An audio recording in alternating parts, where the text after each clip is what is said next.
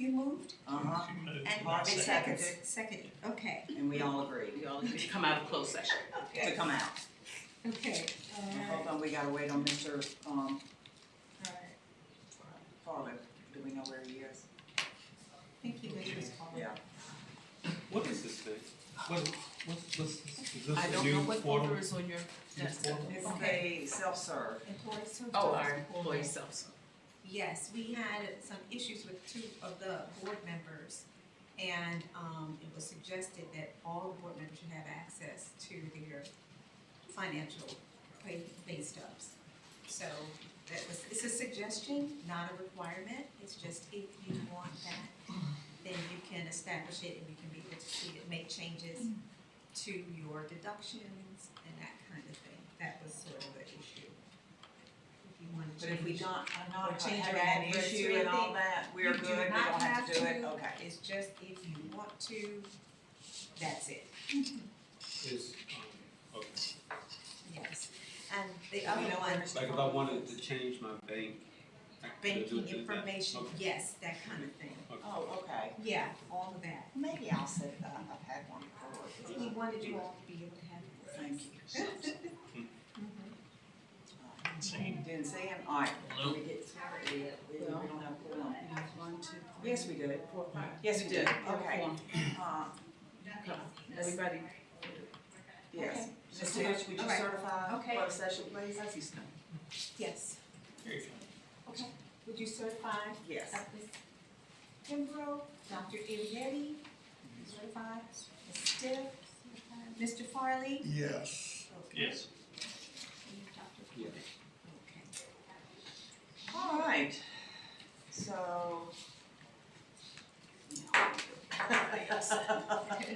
Now we're going to officially start the public part of the meeting.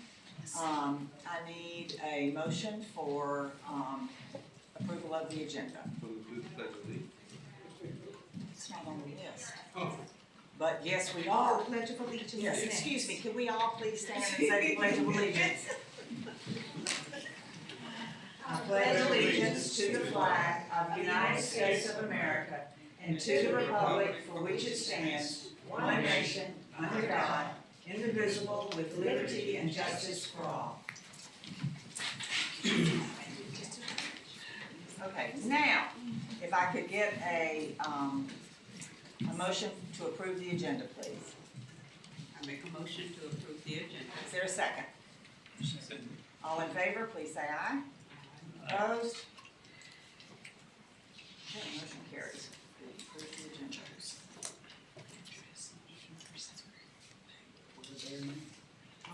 Okay, so we're now at awards, recognitions, commendations, and introductions. Dr. Johnson. I'd just like to take a moment to introduce Mr. Smithson.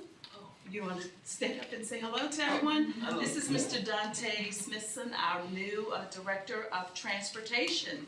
I wanted to give you a minute if you'd like to say something, and if not, that's fine. But I wanted to give the board an opportunity to meet you. I wasn't expecting to see anything. Nice to meet you all. I'm glad to be here and serve this county as the transportation supervisor. So thank you. Thank you. Thank you, Mr. Smith. Yes, sir. Thank you. So we moved past public participation since Did it? it's not time. so keep going and we'll come back to it. Okay. We're now ready for, to take a look at the consent agenda. Are there any questions about the consent agenda? If not, I'd entertain a motion to approve the consent agenda. So moved. Second. All in favor? All opposed? It passes. Okay, we have one action item, and that is the VSBA policy updates that we looked at first read last month. Dr. Johnson, you want to say anything? No. Okay. As you recall, they're not really, there was nothing really in this set of policies that were huge changes. Most were legal references were updated, cross-references were updated. But are there any questions, comments, concerns about those policies? Okay, if not, can entertain a motion to approve the policies. So move. Second. All in favor? Okay, is Mr. Good here? Yes. We'll Mr. Smith? take a look Yes, he's at our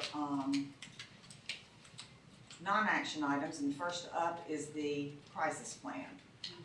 Before Mr. Good begins, I want to make sure that all of you have taken note of the paragraph that I shared in executive comment.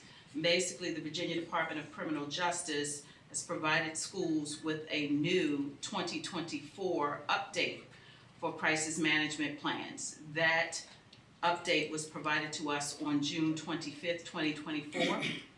The crisis plan must be in place, however, for the beginning of an academic year. However, the information that is required and the planning that is required for the new template, those updates are extensive and will require a reorganization and a reconvening of the division crisis team. So below are the sites. I listed the sites that you are welcome to go to see what will be required with the new crisis plans. There's a division crisis plan and a school crisis plan, which is what we already have, of course. We have a division plan and a school plan.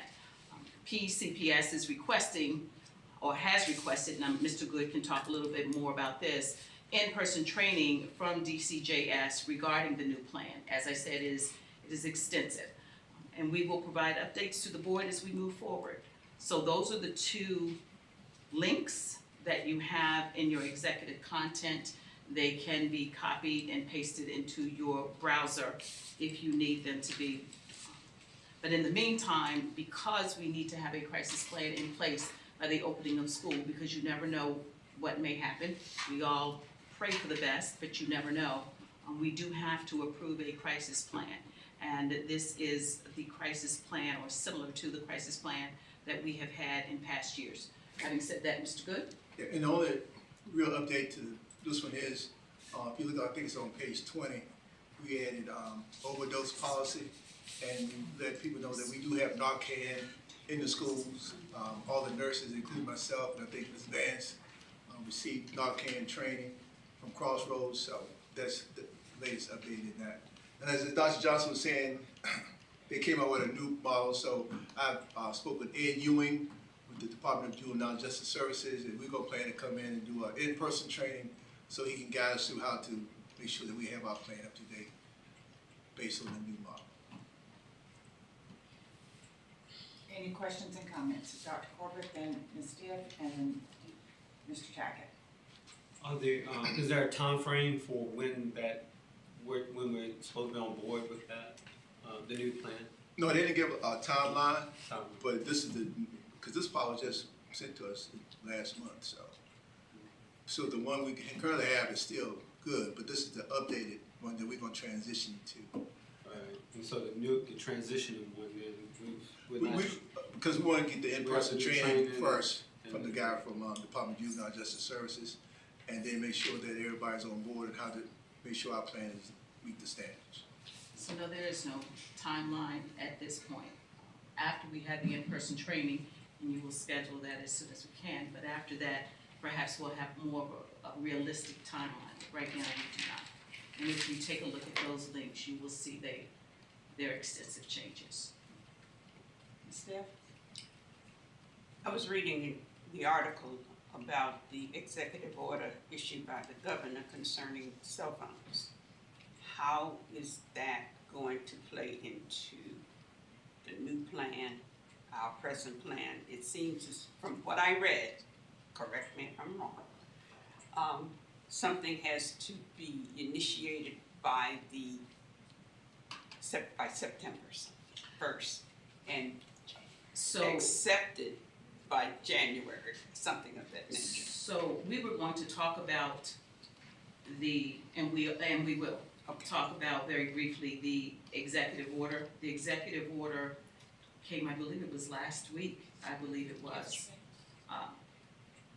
It was The yesterday. date that, was it yesterday? Yes. Just seemed, maybe they were talking about it, so for superintendents, maybe it was last week. But nonetheless, as far as our plan right now, the crisis plan, it will not impact the crisis plan for today. The dates that you are talking about, you're talking about June 15th, where I believe it is, September 15th, where VDOE is expected to provide guidance to divisions around what this cell phone plan should look like, or what possible policies we could implement. And as far as implementation, that is January 1st. There'll be more information forthcoming, and around comments, we can talk more about it if you'd like. But as far as our crisis plan, no ma'am, it does not impact it. Mr. Tackett? Our current policy states in our board policy that our crisis plan, our staffs are trained and each year. So looking, because we have new staff that come on board, so is that done? At what point is that done? They still do the training for us, fire drills, our lockdown and lockout policy, that's held within the schools. What about our first responders, like each year, that So they're that supposed to receive information, that as well? that happens the first week of school. And then some of the, so think of it as like, we're talking about the first responders, anybody whose name or position is in this plan per school, as well as division level, they are trained, or should be trained that very first week of school, should be made aware. As far as drills, however, that usually actually, at the school-based level, that usually takes place the first week of school too, around opening, so that teachers have the information about fire drills. What's the other one, Mr.? Lockout, lockdown. Lockout, Then lockdown, we have our tornado drill. exactly. What about harassment, child abuse, those? All of those that's particular suicide prevention? pre-service, that's pre-service work. And our staff sign off that they received the training, that we That's- had that documented? That piece is done at the school level. Okay. Yes. But it is documented. Yes, they have the training at each school level. I haven't looked at all of Mrs. McQuaid's, but that was part of what she had on her pre-service week, part of this training. You can't cram everything in pre-service week because it'd be teacher overload, especially new teacher overload, so you have to spread it out, you know. In that first month, 2 Yes, months? sir. Okay. Yes, first, I would say the first month, because you also have to maybe that's 2 months, by September 30th, also have gone through the evaluation process. That's supposed to happen as well. Any other questions, comments? I have one. So our crisis plan is also supposed to be reviewed annually by law enforcement, fire, and emergency personnel. When was this plan last reviewed by those folks who are gonna be a part of our crisis plan? Well, they got the copy of the plan that we used last year. Again, the only update this year is the part for the drug overdose and the Narcan, but the policy that they received is the same. So have we shared the updates, the recent updates with law enforcement and the others who are expected? Have we shared the update this year? I don't usually don't share it until the boards have said it first, in case they want some comments or adjustments.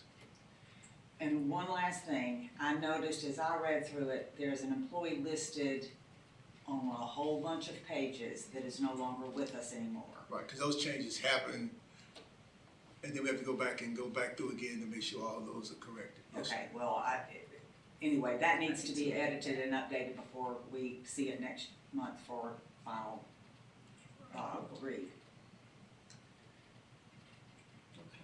Any- I Okay. only have one other.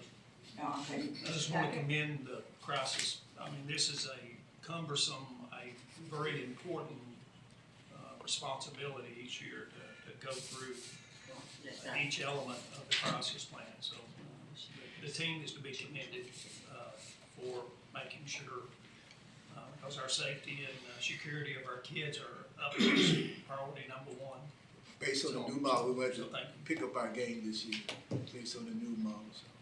Absolutely, We'll get it done. much worse. And just to mention, if you see a lot of police cars here next Wednesday and Thursday, there's nothing wrong with the school system, but it's gonna be a collaborative, active threat assessment by our sheriff department, Hampton, Sydney, Longwood, and everybody's coming together. Is the Might be state too? coming. Is the state gonna be involved as well? It might be some state police, I'm not sure, but I know those local law enforcement said it's gonna be in and around the elementary school, just to do some training at our What facilities. day is that? It's gonna be 17th and 18th, Wednesday and Thursday. So when we see it on social media that there's thousands of police cars at the elementary school, we can know that it is training, is that correct? Yes. Okay, thank you. The Thank you for public's letting not us aware know of it, that. but you all know that in case Right. y'all start getting calls Sure. about And we you know, will. We what's will. happening at the elementary school. Any Why all other these questions people- or comments? All right, we need to go back to public participation. Do we know if anyone signed up? It wasn't There anyone wasn't signed anybody. up. I can go back and check again real quick. Okay, I didn't see it. all right. Thank you. Thank you all. Mr. Goody. Thank you. Then, let's move on to the first read for, the next set of policies. These are, a bit more, exciting. Well, one of them is. Now, there is one that I really want y'all to read. If you look at the list, it's BDDL. Electronic participation, from remote locations. This has to do with us. This is actually not a change really in our current policy. There have been some legal references updated. Our policy all along has allowed us as a collective group to participate remotely and constitute a quorum and vote, if approved by the chair and voted on by this group at the meeting. If you are sick or have a disability, you can request this. If one of your family members is ill and you are taking care of them, you can request this. And you actually can request it, our current policy says 3 times a year for just personal reasons. I'm on vacation, but I'm gonna sit in my hotel room and participate in the meeting. This is a change in practice from what we've done. In the past, we've allowed people to call in, but they couldn't vote and they didn't count as quorum. So we can look at this, we can either go with this policy, and if that's the case, then we need to all know that we can request to, Which is it again? I'm sorry, go ahead. Which Which, policy was it's it? BDDL. So take a look at that one this month. If you have any questions about it, call me, email me, text me. All of the rest of them are pretty just straightforward. There's no, toward the end, there's a new policy created for reading specialists. Throughout all of these policy updates in May, there have been several to do with the new Literacy Act that was passed by the state legislature this past year or so. Yes, go ahead. I don't see it on the, it's one that we can click on. We'll go down all the way, It's a KDBD, is that it? No, ethical, No. you say. Is that it, Alright, KD? Dr. Johnson and I played with this afternoon, and we may Oh, have the gotten rid of the wrong. KDBDDL. Yeah, Is that it? That's it, KD. KD. Uh-huh. It's KDDDL. I don't think so. What's the Is policy it that we're one? Let me talking see, it about? must be that one. Yeah. KDBDDL. No, that's not it. No, No, it's not. y'all, we played with these this afternoon, and we may have messed these up, Dr. Johnson. We did, Okay. next, right? Hold on, let's see. Isn't that the one we was talking about? BDDL. H through RL. BDDL. BDDL Oh, is that's not not. here. Yeah, that's not. We only deleted, Oh, wait a minute, it's K, it's not K. no, Yeah. well, according to Oh, this, you know what we did, Dr. Johnson? We put the Nope. second half, we left the second half up here and took out the first half. We did the exact opposite of what Of what we we needed intended to this do. afternoon.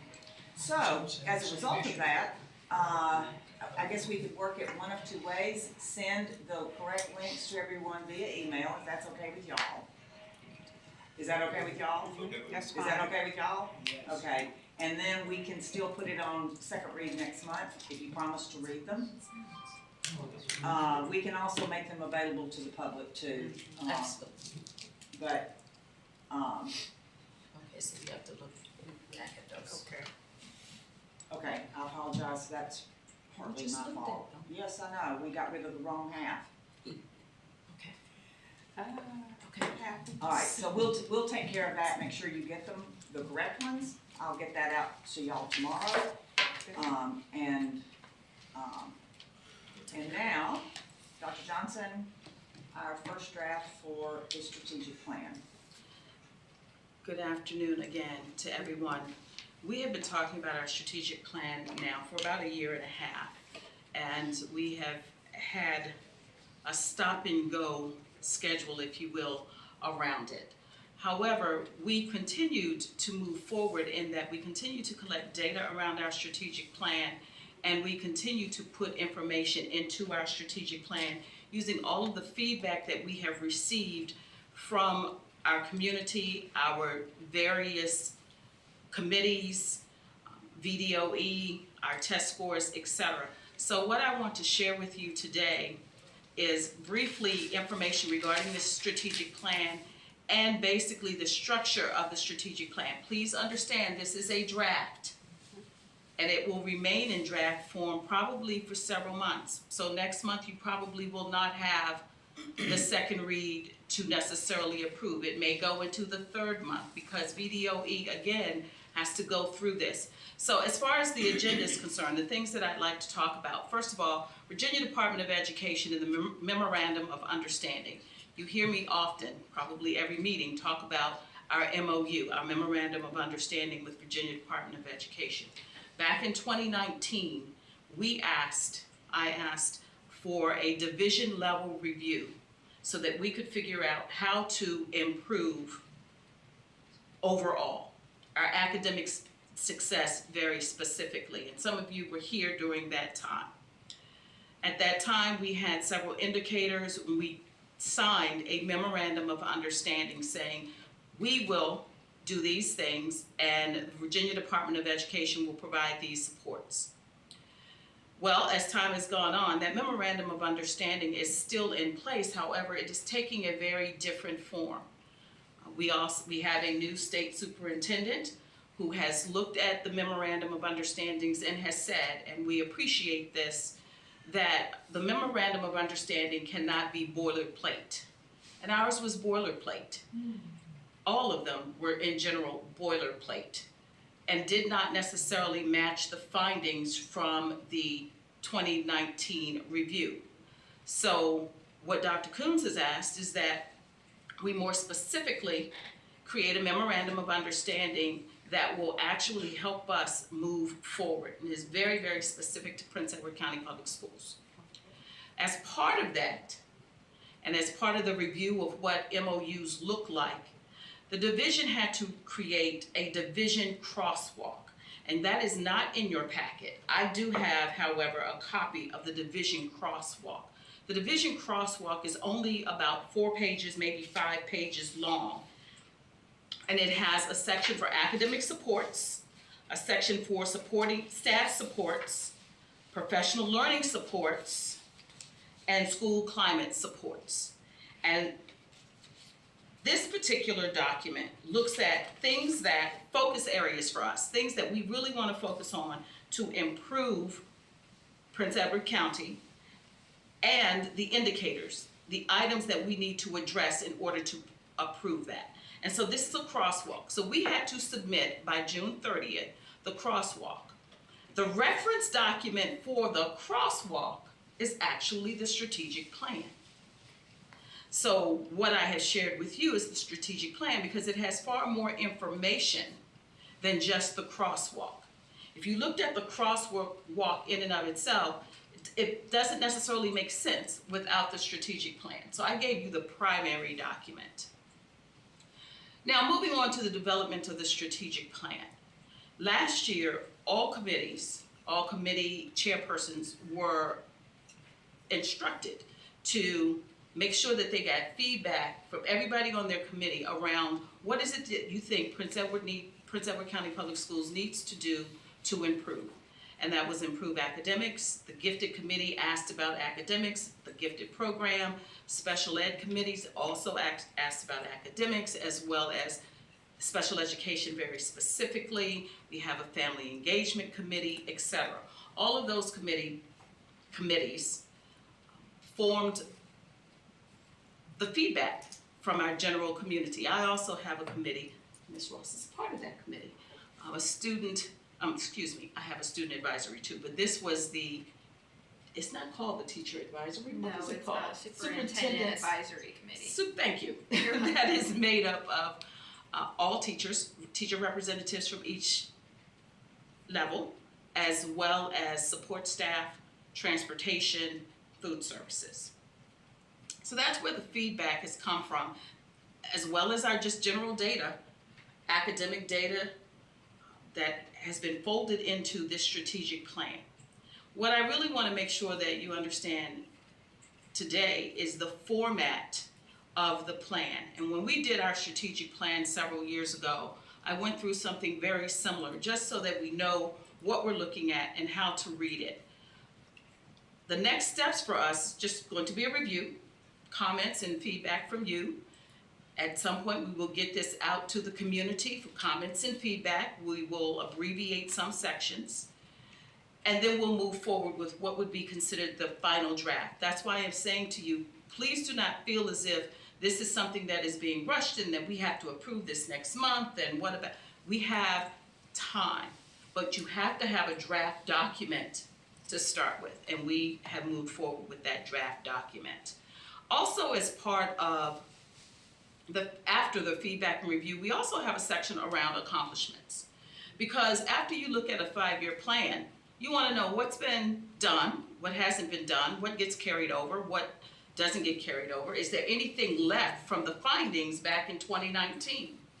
And quite honestly, we have accomplished just about everything that was in our first strategic plan. There are also areas, however, that we need to continue to work on. And obviously, the first part of that is our academics. We need to work on academics. We need to work on teacher turnover, teacher retention, teacher recruitment. Those are 2 primary areas. And for us, what we have determined is we really need to focus our efforts on literacy. And a lot of the policies that you see recently have to do with literacy. So if you look at the plan, you will see how all of the language has been woven throughout to fit not only the policies, but what is happening on the state level, what is happening with VDOE, and our needs. So the general structure, if you look at it, and I'm going to go through it, you have the first general goal area. There are 4 primary goal areas. And to be honest, it really doesn't matter what division you're in, what state you're in. Most school systems are going to have a goal area around academics, safety, children's well-being. Those are things that most divisions, states, you'll see it. Then you can get more specific. Under that general goal area, you have a very specific goal. Under that, you'll have the objective, the strategy, and the measure. So let me move on to just what that looks like. And this is an abbreviated piece. I'll get into the actual document very briefly. But what you have, the first probably 5 pages of your document looks at each goal, how many objectives are under that goal, and then how we're going to measure it. So what's missing is the strategy. I didn't have a space to put the strategy there, but as you go into the document, you will see the strategy. So goal number 1, Prince Edward County Public Schools is dedicated to fostering an environment of academic excellence for all students by ensuring that every student receives a quality education. I'm only going to read what should be perhaps the bold words in each objective. Align all high-quality instructional materials. You have heard our state superintendent talk about high-quality instructional materials. There are lists that indicate what materials are considered and have been approved by VDOE that we have to use. We get to choose from those lists, but they must be high-quality instructional materials. Prince Edward Schools is committed to, let's see, where's systemic approaches to teaching and learning, okay, grounded in research-based practices. You'll hear quite a bit about research-based practices, specifically when we are talking about reading and how we are teaching reading. So we have to be able to produce those research-based practices. Number 3, let's see here, leveraging high-quality teachers based on specific needs and priorities of students. And number 4, career exploration opportunities for K-12, ensuring that on-time graduation, the fulfillment of career, college, and civic readiness as outlined by VDOE. And so even if you think back to when we were talking about budget last season, you heard me talk about CTE and career readiness. We called it C3RI. That's what that is. That is an expectation, on-time graduation, an expectation. So under academic achievement, those are the things that are most important. The metrics at the bottom, which are very small on the screen, however, the number of teachers using high-quality instructional materials. So we need to make sure that this year we haven't just given the teachers the materials and said, go at it, teach. We need to make sure that they are actually using the materials. So I use English as an example. Houghton Mifflin is the primary text at the middle school level for English. We need to make sure that teachers are using that text. We need to make sure that they are also using those end of the chapter or end of the unit assessments, because that's another piece of this for us. The other piece is the Virginia Standards of Learning, so SOL performance. We are expected to look at SOL performance. We are expected to have an upward trajectory. The Virginia Literacy Screener, so we're looking at vowels for identification. We want fewer children identified every year. VIVAS is a growth measure. It's a predictor. It predicts how many children or which children should be able to pass the SOLs. So what we would do is we would look at VIVAS at the beginning of the school year, and we'd say, okay, this child A, needs assistance in these areas. You are able to figure out which children are projected to pass automatically and at what level, and which children are what used to be called in very old terms the bubble group, the group that was really close but not quite there, and then the children that are far, far away. And we need to be able to provide interventions and resources for those children, because we will have that information. The other piece is identification of gifted students based on demographic factors. The part of redoing, the reason we redid our gifted program from the very beginning was to increase access. And so we want to make sure that we are, in fact, keeping our hand on the pulse of that. Kindergarten readiness, it used to be called something other than VRKP. I can't think of what it used to be called now, but it's changed its name. But we need to look at kindergarten readiness. And then, of course, on-time graduation rates. We want rates to go up. So that's the primary information that you will find for each goal. Second goal is staffing and professional development support. I'm not going to read all of that to you, but you can see where you have your goal, the goal area, the primary goal, the objectives, and then the metrics. Goal 3 has to do with safety and security, and goal 4 has to do with family and community engagement. And then, of course, we have successes from Flight to 2023 strategic plan. And those are the things that we have done over the years. We have created a comprehensive way to look at our data analysis. We actually have a dashboard where we can monitor our data.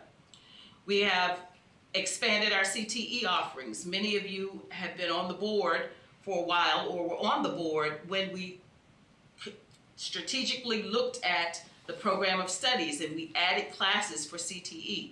We have looked at studies around increasing offerings such as cosmetology. That's something that we still have in the back of our minds. We have not forgotten about that. In order to work more effectively with our community and get feedback, we have the Strategic Alliance. We have created that so that we have people coming in to talk to us, to share information, so that we can dispel some of the perceptions around our district and make sure that people are actually working with fact. And that's part of the Strategic Alliance, and also to get then feedback.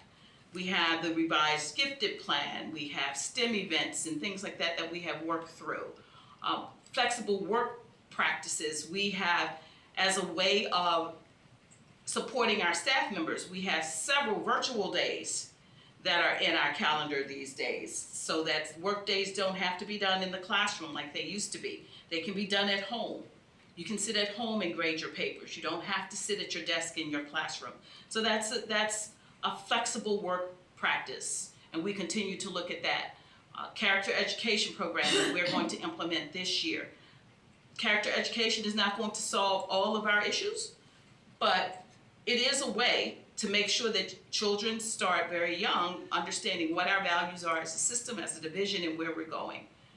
The food market, Feed More Food Market is there, facilities upgrades, competitive salary scale. This board and previous boards have done a great deal over several years around increasing salaries. We still have a little ways to go, but over the last 2-3 years, it's been a 12% increase. We've also made several changes around healthcare that have saved some families money. Those are ways that we have supported our staff, and that was also one of our goals last year. So we do also have that. And then we have, of course, the continued areas of focus, and you can read those as well. But if you go to, this is what an actual page looks like. It's the exact same thing that I talked about. The only difference here is you have the overarching goal, you have the specific goal, the objective, and then we have the strategy and the measure.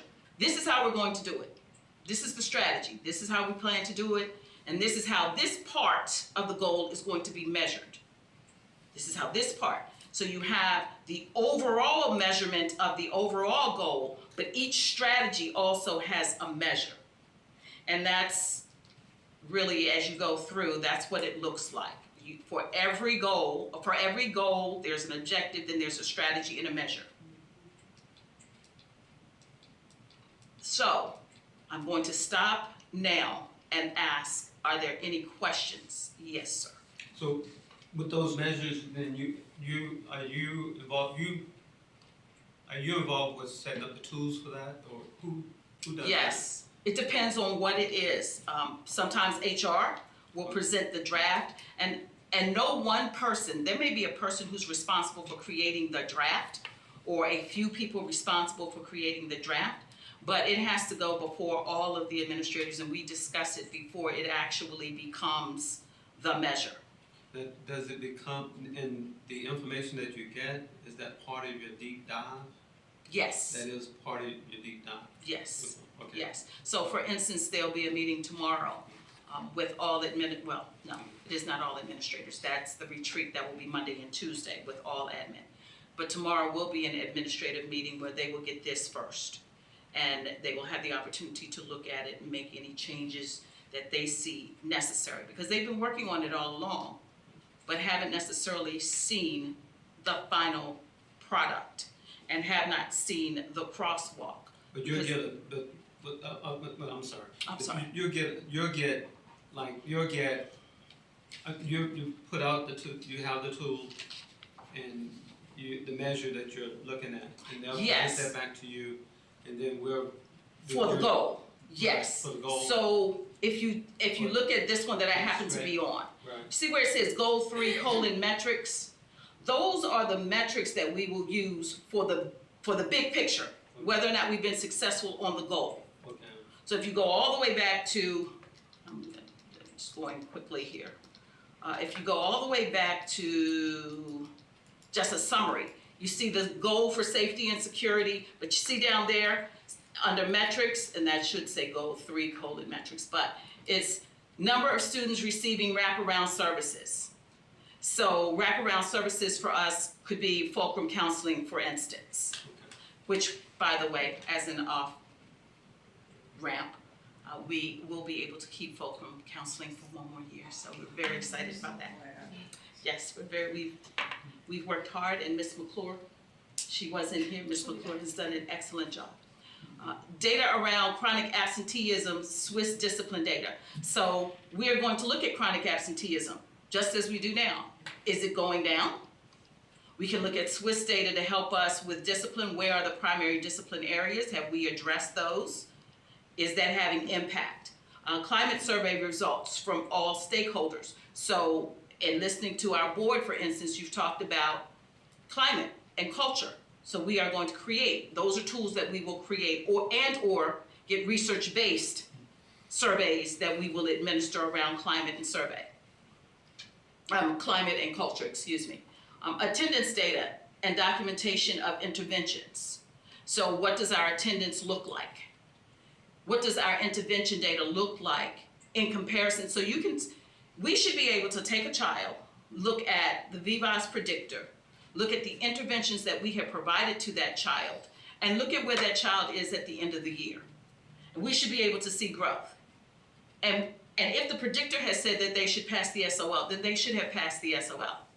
Or if they are, again, using the term bubble, that's a very old term, but using that term, the bubble child, that child who may have been predicted to maybe pass should have passed, because our interventions should have been effective enough to push that child forward. So those are the metrics that will measure the big goal, and that is what I'm keeping really close track of. Did that answer your question? Thank you. So, again, yes, ma'am. Yes, Yes, ma'am. just a quick question.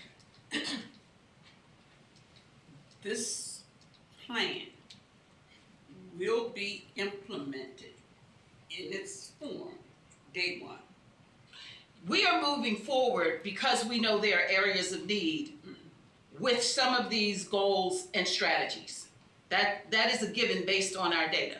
Okay. If this board wants to change some things, if they want to add some things, that is absolutely up to us. But the state requires that we do a great portion of this. That we're operating based on this, with this. On a solid strategic plan. Remember I talked about, and again, I'm holding up something that you can't read This is and our mode of identify. operation. Yes, but this is the crosswalk. The state has said in conversation, like, these are the areas, the color here indicate the areas. So high quality materials is a non-negotiable. That's a non-negotiable. This one, staffing supports, allocating teachers with instructional expertise and experience with high-risk populations, that's something that the state expects. So there are some state expectations that aren't negotiable, and this crosswalks to that. So the things that are here that you find perhaps with a little different language, but overall we've copied language, you should find there. That doesn't mean, again, that you can't add things, that you can't add metrics. If you want to take something away that you find that is not important. The first thing I'm going to do is say, okay, wait, let's make sure that's not part of our crosswalk. If it's not part of our crosswalk, then fine. If you all don't find that to be a priority, we can remove it. But I doubt very seriously that you will find any of that not to be a priority or important. Any other questions or comments? Dr. Aryeh. I have a question about one of the objectives under Goal 3, which is safety and security.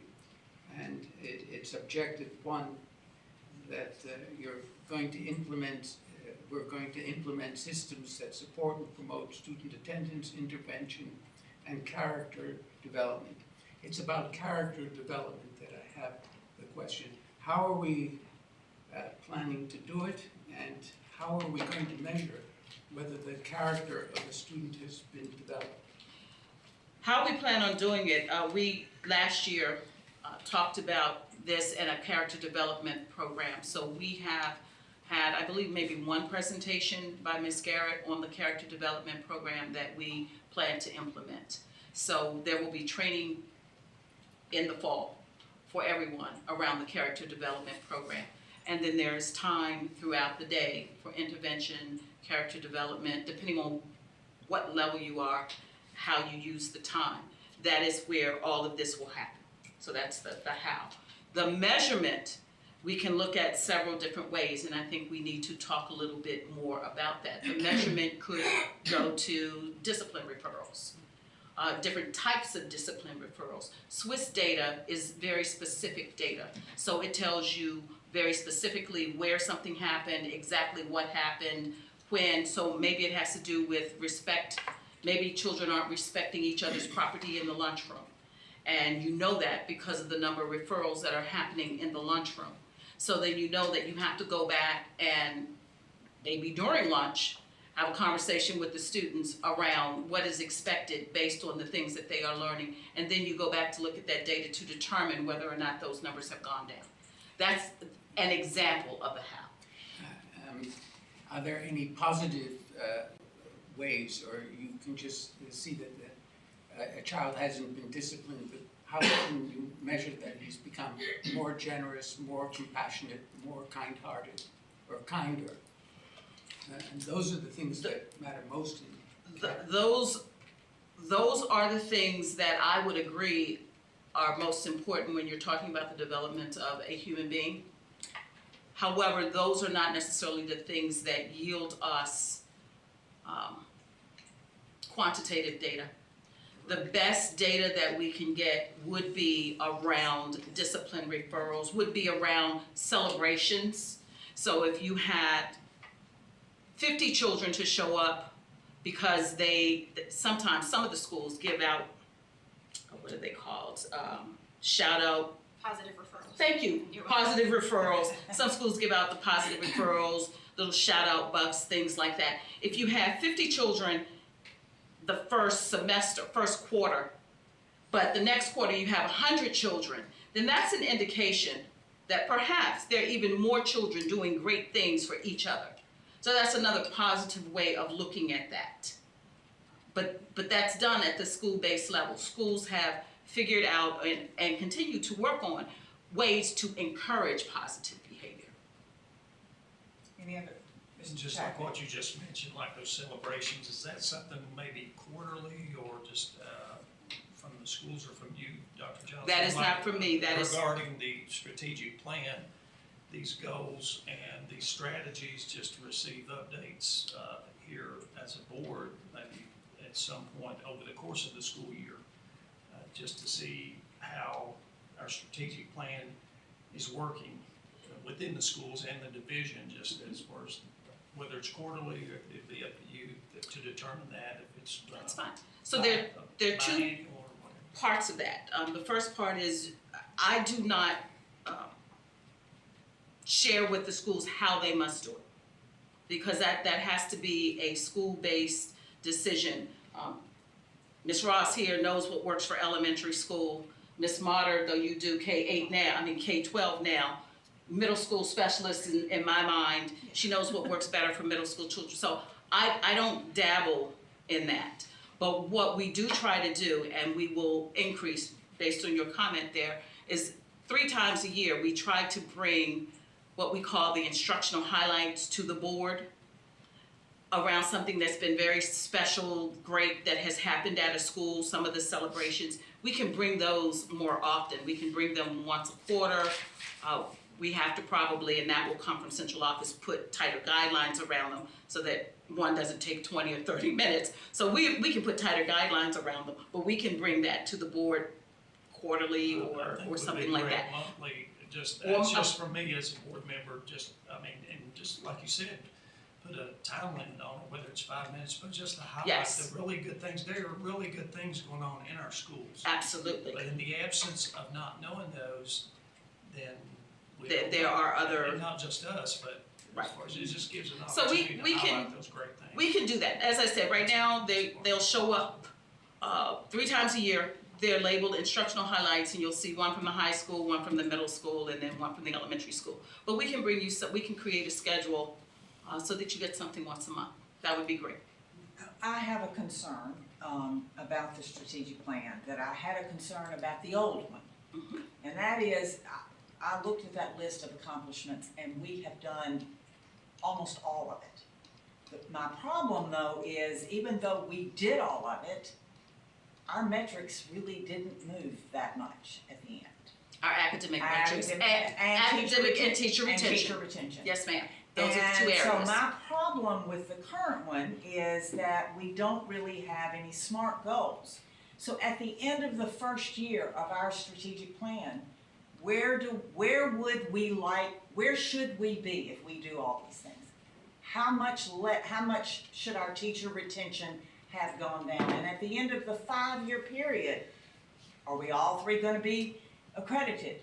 Are we gonna have less than a 10% teacher turnover? I mean, for me, I don't want to end up 5 years from now and have done all of this and we still be sitting here with high teacher turnover and our scores still not where they should be. So So that's my issue with this, that we don't have any really SMART goals of where we want to be over each year for the next 5 years. So, to that point, if you look at our old plan, which the public did not have privy to, and when you came on the board, because the plan had already been in place, I'm not sure that you got the complete plan, but there is in section 2 of the old plan, and we can go through this.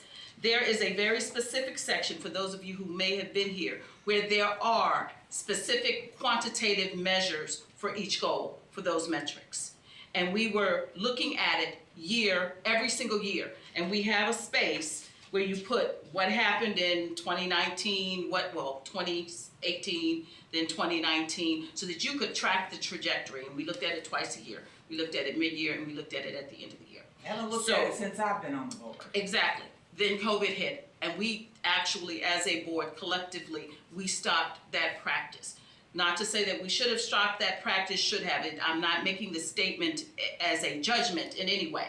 Just the reality is we stopped that practice, moved on to other things that were seemingly more, I don't want to use the term pressing, but important at the time around health and safety. Health and safety took over everything for several years. And then after it was health and safety and COVID, it became the state of our children and their mental state. And we started to focus more on that than we did what was in our strategic plan. Even though we continued to move forward, we still did not revisit our plan the way we used to. But it is here in the completed document that was for the board and internal use, not privy to the public, only because we thought it would be overwhelming at the time. So it is not, we can very easily, and I think we should, create the performance metrics annually for what we want to see the growth to be. The state does not require that. I think it is, however, something that we as a board should do. So if you remember when we were trying, much to all of our dismay, but we were put forth the effort of trying to meet within that hour and a half, and I said, look, we only need to create metrics for a year. Let's create them for a year. Well, there's a better way to do that, and once we all get together and a retreat that we have, whether it is the fall or whether it is January, we can create those annual metrics. What is it we want to see? Are we on track? And I think that's the best way to move forward. But it is here, we have a blueprint for it. It will not be easy, will not be difficult to put in. Again, this is not necessarily the public portion of the plan, because we have to be able to take this plan and condense it so that it is user-friendly, so that our whole community knows what it is that we are working on, so that we can celebrate monthly what is it, and that we can tie it to our strategic plan. Prior to COVID, and maybe a little after that, maybe during COVID, we used to link our budget requests to very specific goals in our strategic plan. That's how our budget was developed, and where we were and what we needed as a result of that. And that was us being able to keep our hands very in the pulse of the plan and where we were going, whether we needed staffing, additional staffing, whether we needed to change staffing, etc. So there's absolutely not a problem with that. That's why I said, again, this is not something that's going to be approved next month. I don't expect that. But before we can move forward with what works for us, Prince Edward County Public Schools, we have to be able to provide meaningful feedback and be able to tell our community, this is where we're going. And we have these annual goals to get to this 5-year goal. So Okay. absolutely. Dr. Porter. So with that said, we at the board at that time did come together and design those performance metrics. They said our goal was to have this much improvement in this amount of time. That was what she was talking about. The board Okay. did that then. Now to that point, I was looking for that too.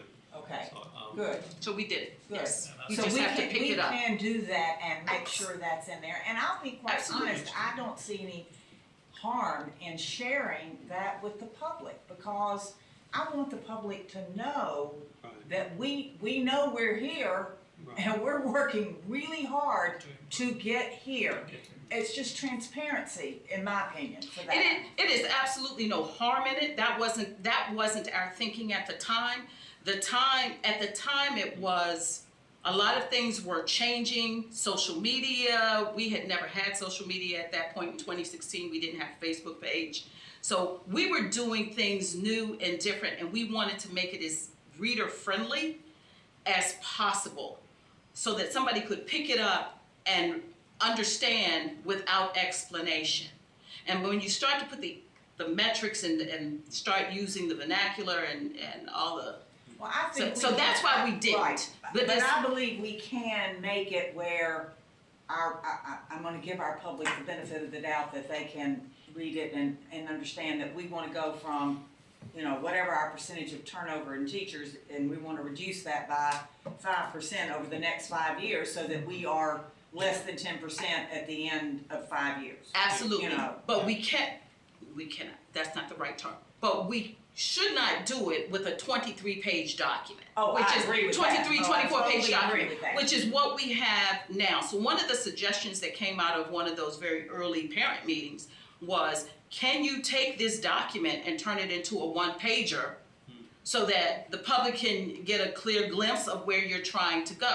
So one of the things that we worked on, and I shared it with you and Ms. Carson at one point, is we were trying to figure out a one-pager. So maybe it's not a one-pager, maybe it's a two-pager now. Maybe it's here's where we're trying to go, and here are the metrics that could be SMART goals.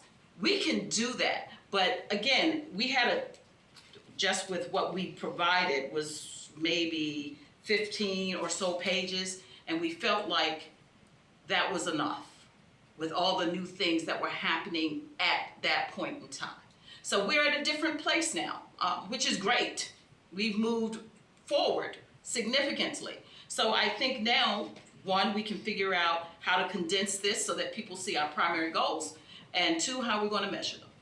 And maybe the metrics aren't expressed that same way. Maybe we say here's your 5-year goal, but here is the goal for 24, 25. And we can easily do that, and you can change that portion of it every year. You can do that. Okay. Any other questions or comments? Okay. Do you want to stay up there for the Mosley Project Status School Board? No, ma'am. Okay, she's coming back. Our next, Thank you. next thing on the agenda is our update about and while she's walking over here, if you have not walked over to see the new, I think we talked about it at our quick little end of the year meeting, the new playground, please go see it, because it is just state of the art amazing. So, all right, now, Dr. Johnson. I've lost my computer, so forgive me. Okay, here. I got it. So what you need to know about what's going on with Mosley, please take time to read all of the detail.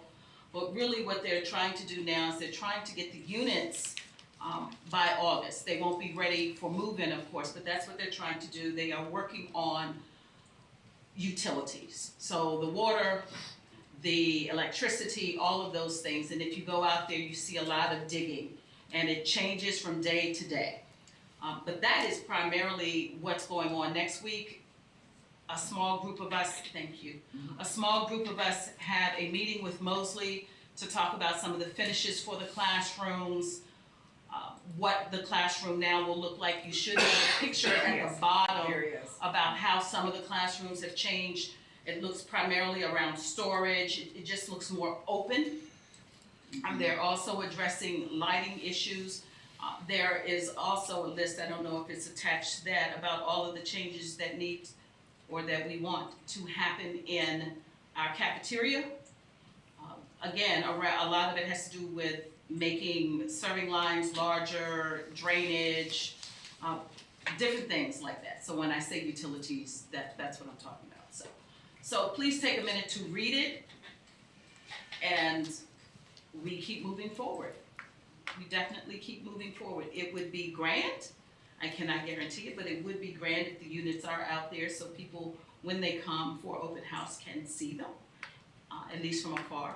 But we are being flexible because, again, utilities and permits are a really big part of this. So that's it. Any questions, comments?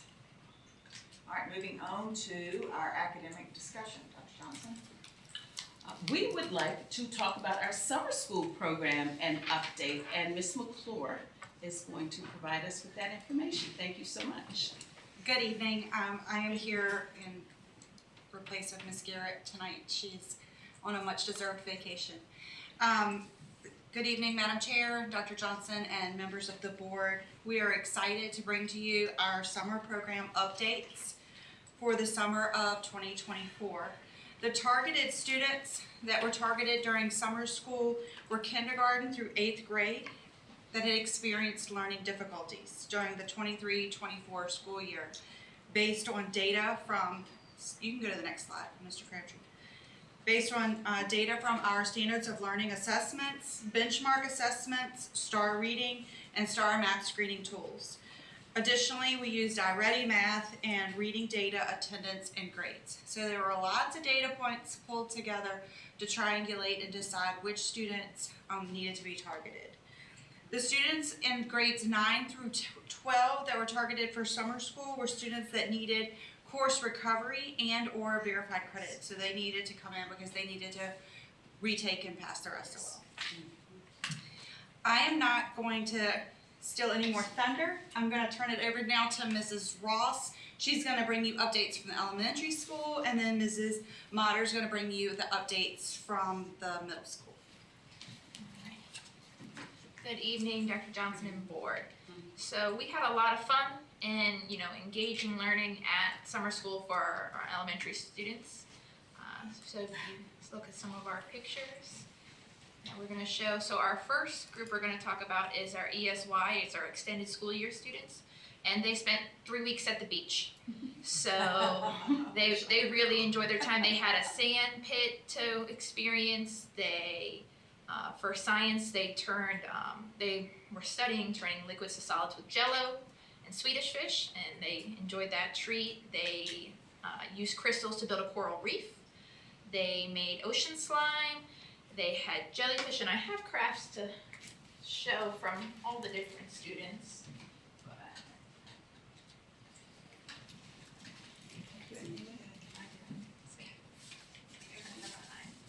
So they made jellyfish to talk about the different ocean animals, and they had a lot of fun talking about color patterns, animal habitats that they also made. And some turtle work and some other jellyfish that they enjoyed making for light catchers. So they really did enjoy their time at the beach. And the teachers had a lot of fun with it too. They were in the sand pit as well. So But yeah, they got to enjoy the ocean, and they went on a ocean animal hunt around the school looking for animals that were placed. And they just really enjoyed their time, and you can see the coral reef that they were growing.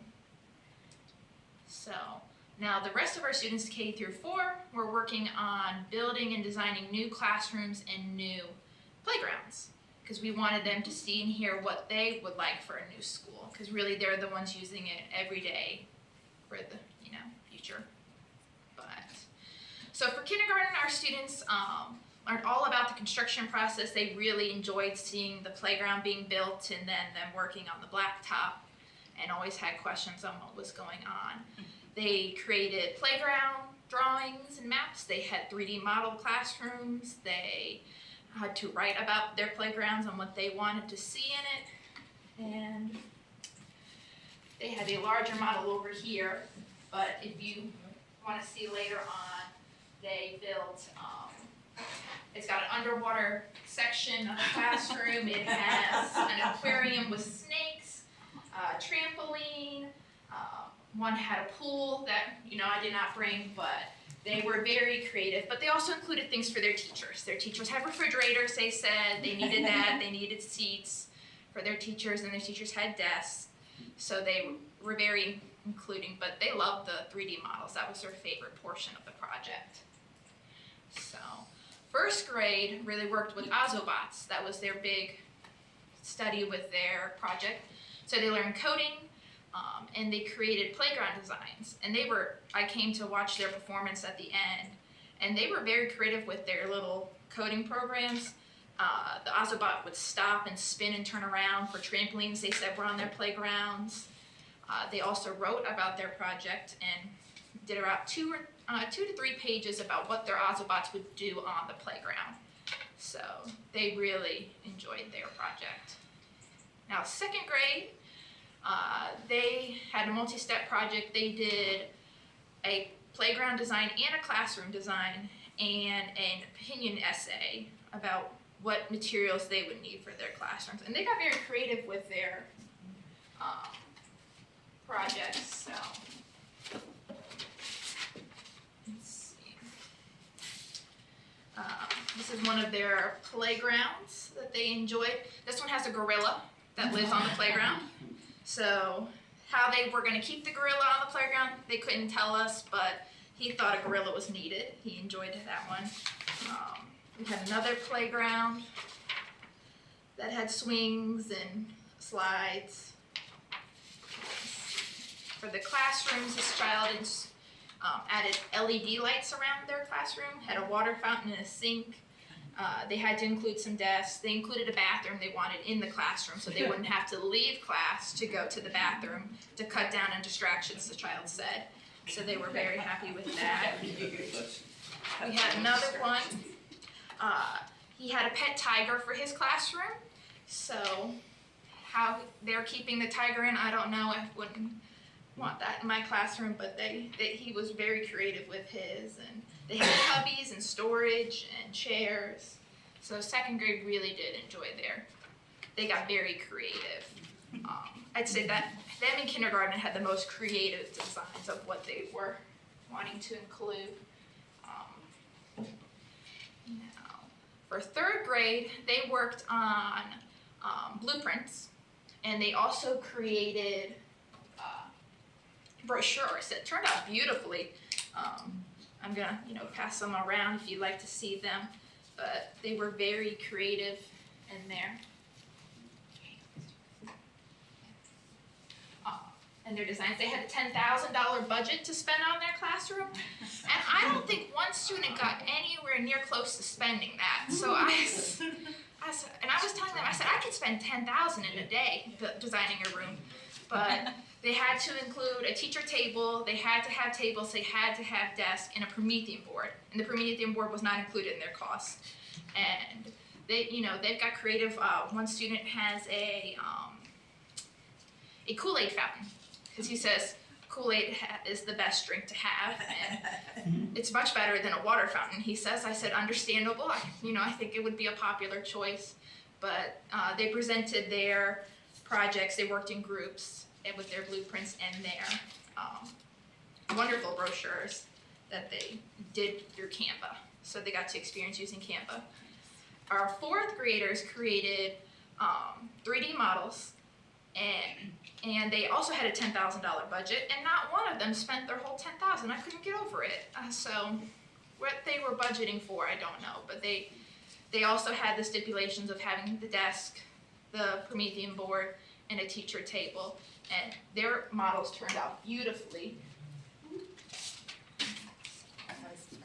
Yes, they did a great job and worked really hard on it. They've got a beanbag chair and a kidney table, and they included flags from their international teachers that were teaching with them. They did a great job. So they did a fantastic job presenting too. So we got to show our kindergarten students the fourth grade 3D models to show them how, as you get older, your models grow and expand, and the detail you're able to put into it. So they were very proud of their work. So we enjoyed summer school at the elementary school.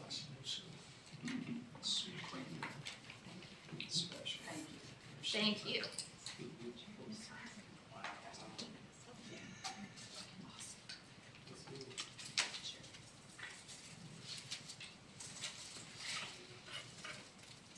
Mr. Crabtree, can you help me with the video just in case? All right, good evening, Dr. Johnson and board. Mrs. Renner-Weaver is very sad that she wasn't able to be here with us. She has a doctoral class today, so she wasn't able to attend, but we made a video. My face. Are you able to play it, or is it not? No, it's just a PDF file. Oh, okay. All right, that's fine. I can summarize for you. So we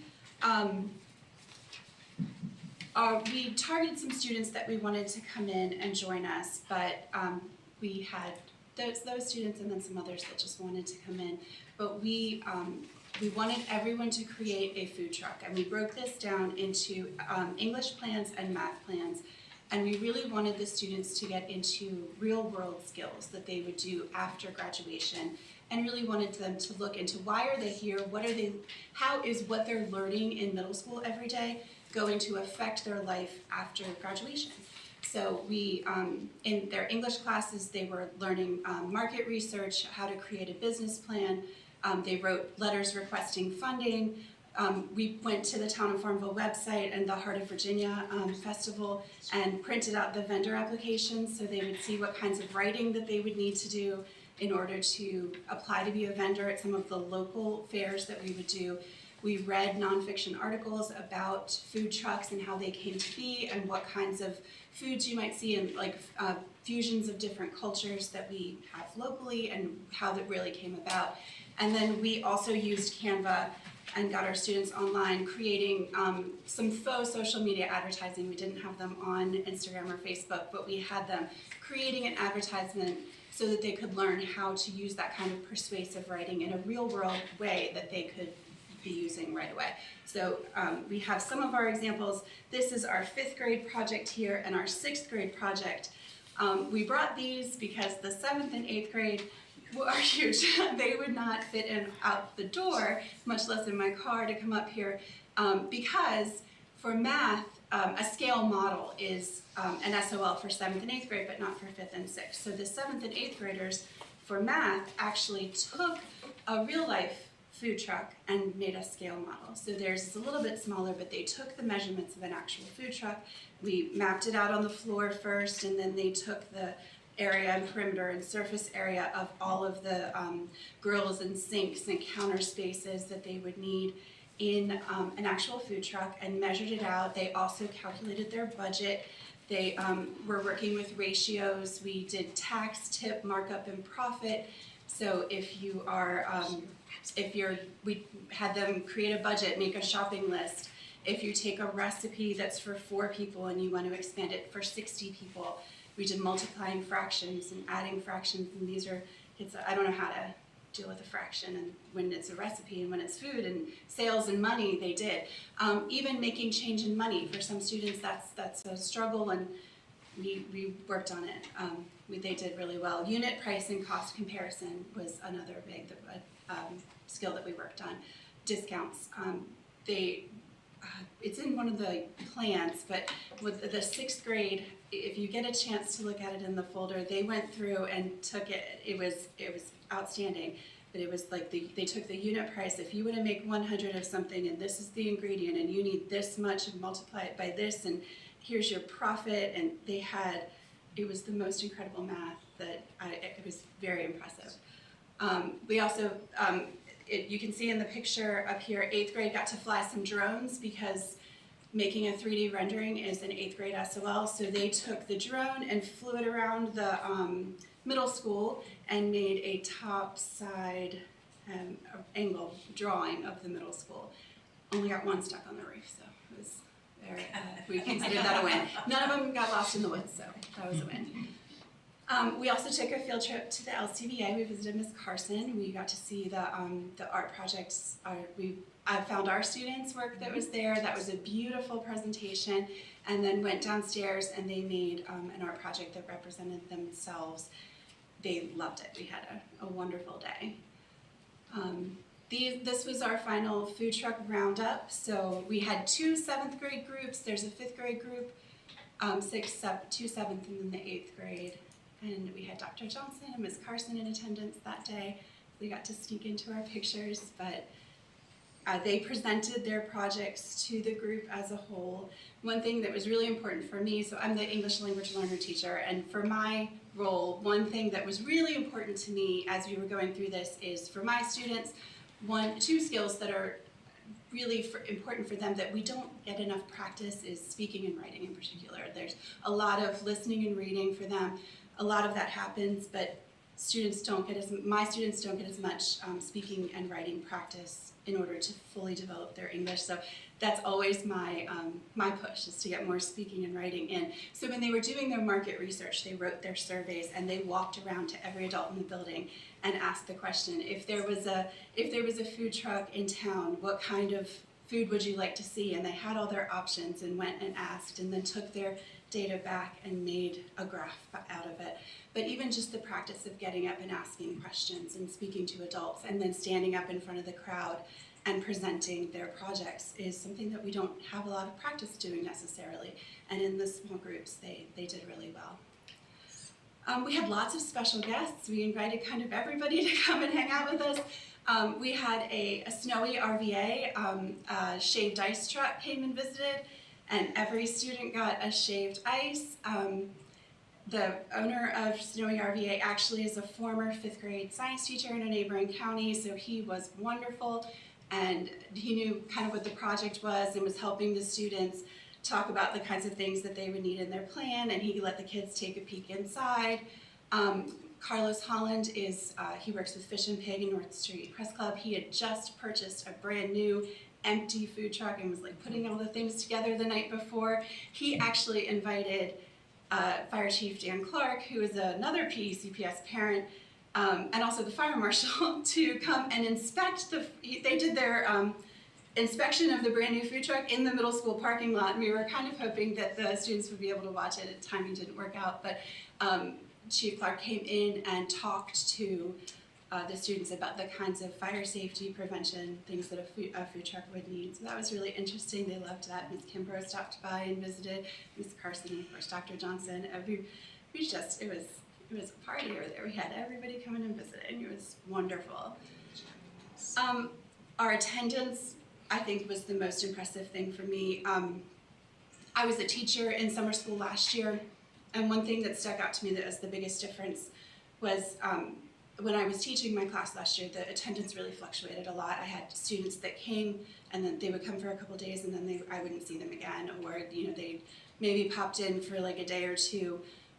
Our attendance was very constant, and we had a couple students that we lost. There was some sports camps the last week, but on their last day, that Thursday of the second week, they told me how disappointed they were that they weren't going to be able to come back. They knew they were missing things, but by and large, we had our 40-some kids, and they came and they stayed, and they were really happy to be there. We had an 8th grader tell us that somebody told him that summer school was supposed to be boring, and he was having a lot of fun, and we were really proud to hear that. They did take some a pre-test and post-test, but it wasn't necessarily geared towards what we were doing. But we also did rubrics. The teachers all did them, like every teacher that was there, and also the guests were given kind of a different rubric. So we were going off of those scores, and really they did very well. And going, especially when you consider that really they had 9 mornings to work on this, and if we had more time, like a lot of what the kind of dips in the score, it was a lot of presentation, like a lot, if not everyone in the group spoke, they missed some points there. So that is something that if we had more than 9 mornings, that's something that in a second presentation, that score would come up. But overall, the math and the English work that we got was phenomenal. I was so impressed by the work, the enthusiasm, and the engagement that these students put forward was really just something really to be commended. We were so proud. And then Mrs. Driscoll, I'm handing it back to you. I can present it, but thank you. Thank you. So there were 16 recovered courses in high school, and then there were 12 students that were able to get a verified credit. And all of the students that came to summer school are graduates. So that's a success. Oh, sorry. And then here are your summer program details of the average number of students that were attending daily per school. Any questions? The experts left, so be easy on me. Any questions or comments? Congratulations on your successful summer school. Thank you, thank you. Very successful. Anything else? Well, I'm gonna say I dropped by, not at the official presentation. I just showed up one morning. I'd heard it was at the middle school. I'd heard it was really good. And I mean, I really emailed Dr. Johnson. I had left Walmart and decided to go. And I put those kids on the spot. I went in every classroom, and Mrs. Runyon Weaver and Ms. Motter walked me around. But I asked those kids questions about math and reading and what they were doing. And I mean, they were nervous, but I came away with this sense that those kids were not only, they were learning. But they were learning in a way that wasn't boring and that they were having fun. And I would imagine, and that's the reason why the attendance was so good. Mm-hmm. And I can tell from the elementary presentation that the same exciting things were going on there. I came away hoping and praying that we can figure out some way to implement more project-based learning during the year. And I know, gosh, planning a project-based learning unit is so time-consuming and hard, and but once it's done, the great thing about it is that the teacher really is the facilitator and the kids are doing all the work, but that front-end loading of it is a lot. But the joy that I saw that morning, and I was there about an hour, on those kids' faces, and everybody was involved. It wasn't just, you know, how sometimes in a group activity you got one person and everybody else just standing there. That was not going on. So anyway, I also commend y'all, and congratulations to the summer graduates and those that got their verified credits. Anyway, it was, I think, very successful. Yes. Very nice. Anything else? Thank you. Okay, thank you. Thank you. Okay, moving on to the calendar, Dr. Johnson. Before we do Oh, that, sorry, I'm sorry. I just I'm want to sorry. note that Yes. in my presentation around the strategic plan, I mentioned some things that, no, that's not, that are connected to the corrective action plan, and one of those is the fact that BDOE and the Office of School Quality is really looking hard at ways to support us. Right now, our liaison, our executive liaison, will not be in weekly contact with me just because they are regrouping and revamping their department, but we do expect that engagement to start up again, I'm hoping, by early fall. But in the meantime, they, again, still have been very responsive to us, and we are continuing to work on the strategic plan and crosswalks so that we can show improvements particularly in the areas of academic achievement, teacher retention, and literacy. Those are our areas. That's it. Okay. Calendar? Yes, as far as the calendar is concerned, convocation is July 29th. It's right around the corner. I do want to share that July 24th and 26th through 26th are new teacher orientation. The new teacher breakfast is on the 24th. All of you will be receiving an invitation to join us for the new teacher breakfast. So please look for that. And that really is it. I guess I could, in talking about the calendar, mentioned perhaps the forum that's occurring. So as Ms. Stiff alluded to earlier, actually spoke about the governor's executive order. Can I ask you a question about the calendar? Oh, yes, sir, I'm sorry. What time is the convocation? 9 o'clock, yes. So again, around the calendar, Ms. Stiff mentioned the executive order, the governor's executive order. Each region, and there are 8 regions in the state, each region is going to have a listening forum. I know each region will have at least one. I don't know if there will be multiple. I don't know. But I do know that Region 8 is expected to have a listening forum on August the 2nd, which is a Friday. And right now that would be at SBC City, so the Southside Community College. More information will be forthcoming, but I do know that that is when we are scheduled to have the listening forum. I am assuming that the listening forum is going to be open to the public. That is what I know right now. So other than that, I don't have anything else. Did you want to talk about the capital improvements? Oh, thank you. So if we just move on down Move to on down to comments, comments. that's okay. Board member No. comments? Yes. Anybody have a comment? I'll just piggyback the planning that's going into the playground. Yes. Dr. Johnson, Thank you. and the team, it's Thank just outstanding. Good opportunity to see that, and also the reading eagle. Really excited. Yes. Really excited to see that, and talked to a couple of kids that was on the bus that morning, and they were really excited. So Thank you. a lot of work that goes into that. So hats off. Will you let us know when the Reading Eagle is gonna be out and about in town? Like Yes. at events, because I, you know, if I knew and I'd like to go. So thank you for that, Okay. because the first event, I'm thinking it's the 22nd, but I will get that information to you. I believe it's the 22nd of July, and it will be at Applebee's, because Applebee's is having a fill the bus activity. Okay. And people can come by and fill the bus with school supplies for children. Now, they won't fill the reading bus, No. that will just be there on display, and we will, I believe it's the 22nd, but I'll verify and make sure that I send out all the information. But in the meantime, please watch our social media, because it will be on our social media. Okay. But I do know that that's coming up. Any other comments? Okay, So correspondence. my capital improvement. Yes. Now I can make my Yes. Okay, so the other piece that I wanted to share with you, the county and the county administrator usually puts out something for capital improvements. He requests from different agencies in the county information about capital improvements. And this year, that application for capital improvements is due August the 15th.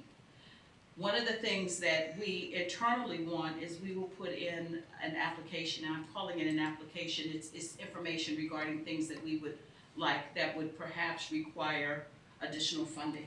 And one thing that we know that we need to improve is our general auditorium. We need to improve the lighting in our auditorium, the sound system, the seats. So we would like to redo the auditorium. But if you have ideas, this is something that the board can talk about and share information. But again, it is due the 15th, and it's not just what do you want to do. They ask questions about the application, or the form, ask questions about when was the last time it was updated, square footage, is very specific. The last time, or last year when we did this, we put the school, the renovations for the school, of course, and we put the track. This year, I know that we want to put the new auditorium or renovated auditorium. The high school? At the high school, yes, sir. So if there are ideas that you have, please share them with me. I will compile a list, and if it's before the next board meeting, I will just send out information regarding these are the ideas, and it will say, these are the ideas that have come to me around information to share with the county administrator. So that's something I just want to make sure that you are aware of. And if you have ideas, please get them to me within the next week or two. Thank you. Correspondence. Correspondence is just general correspondence, letters of approvals, follow-up information, etc. Nothing that stands out.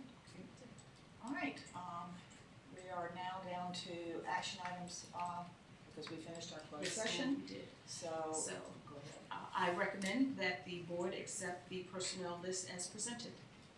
Is there a motion? So moved. Second? Second. Okay, this motion's been made and approved, all those in favor, raise your hand. Any opposed? Motion carries.